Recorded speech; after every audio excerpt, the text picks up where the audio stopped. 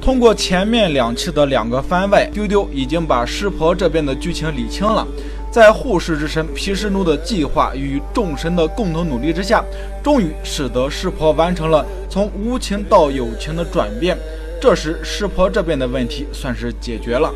这时候就感觉让湿婆与萨克蒂女神的转世萨蒂结婚，然后结合就好了。结个婚多容易啊，只要毗湿奴安排的明明白白就好了。其实不是这样的。首先我们要知道，湿婆是宇宙的本身，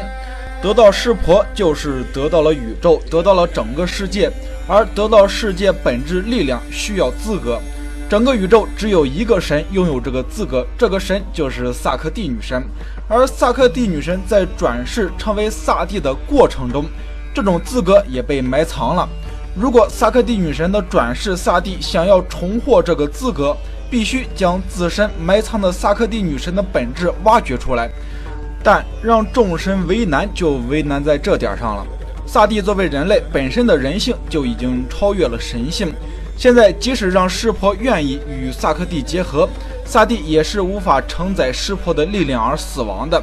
接下来毗湿奴与众神要做的就是去除萨蒂的人性，并催促湿婆与萨蒂结合，帮助萨蒂显现他自身萨克蒂女神的神性，也就是帮助萨蒂成为与湿婆对等的神。只有这样，他才能够与湿婆结合，生下孩子。这一点让毗湿奴和梵天很头疼。湿婆是什么，他们最为清楚了。想要把沾染了人性的萨蒂成为与湿婆对等的神，这个难度不亚于重新创造世界。于是创世神梵天与护世神毗湿奴又聚在一起开会。梵天说道，如今想要萨蒂成为与湿婆同等地位的神，难度不亚于重新创造一个世界，这该怎么办呢？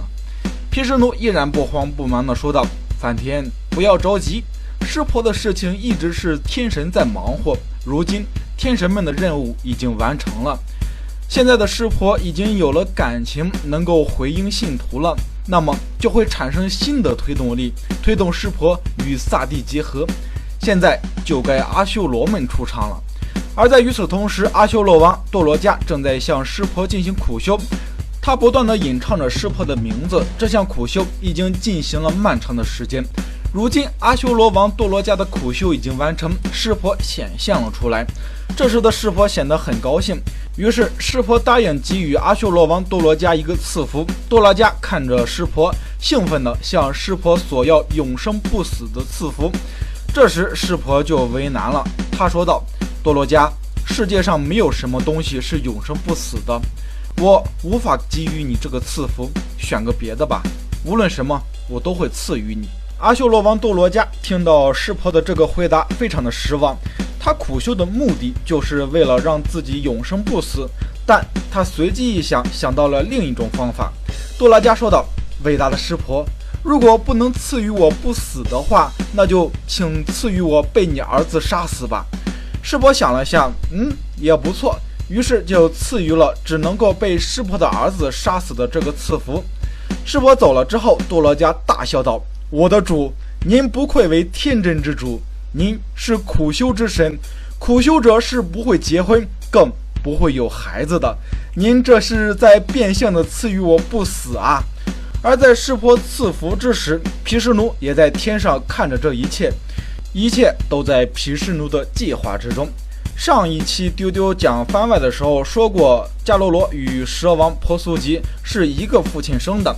他们的父亲都是迦叶波仙人。其实圣主达刹在嫁给迦叶波仙人的女儿中不止2个，据说嫁给了他13个女儿。迦叶波仙人的这些妻子也非常的争气，生育了众天神、众阿修罗、蛇类、迦罗罗、罗刹、夜叉，甚至是人类。在印度教文化中，天神被称作修罗，而阿则是否定的意思。阿修罗这个称呼的原因是不是天神的意思。虽然阿修罗与天神是迦叶波仙人的孩子中比较强大的2个种族，但天神的天性中有善良的成分，于是掌管了世界的规律，而阿修罗的天性中则有邪恶和破坏的一面，所以在天地规则的权力的控制上，阿修罗一族一直处于弱势。而这时湿婆的一个赐福却打破了这种场面。拥有了湿婆的赐福，除了湿婆之子，连湿婆等3象神都无法杀死他。也是因为湿婆这一赐福，使得阿修罗王多罗迦开始为所欲为，甚至开始带领阿修罗攻打天界众神，企图称霸3界。